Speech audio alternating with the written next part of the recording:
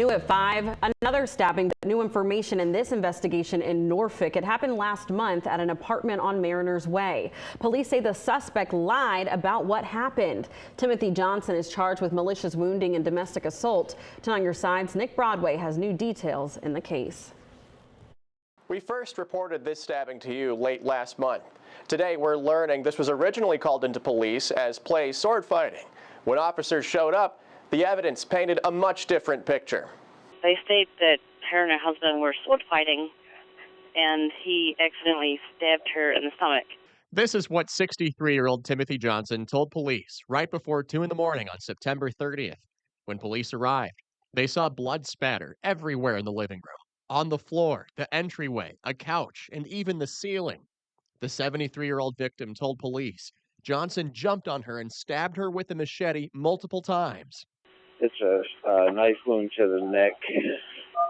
In the days after this alleged attack, bond was denied for Johnson.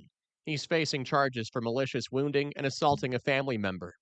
Norfolk Commonwealth's attorney Ramin Fadahi says domestic violence spiked in 2020, like many other crimes. It's in some ways the most cowardly and low form of crime that anybody could commit. He tells me Norfolk was one of the first localities to use a domestic violence lethality measurement tool to assess whether they are at greater risk than the average domestic violence victim to be victimized again or to be killed. Fadahi says for decades, they've had grants pay for prosecutors, a paralegal, and victim advocate specializing in domestic violence. Another big change they made in recent years was no longer forcing victims to testify in court.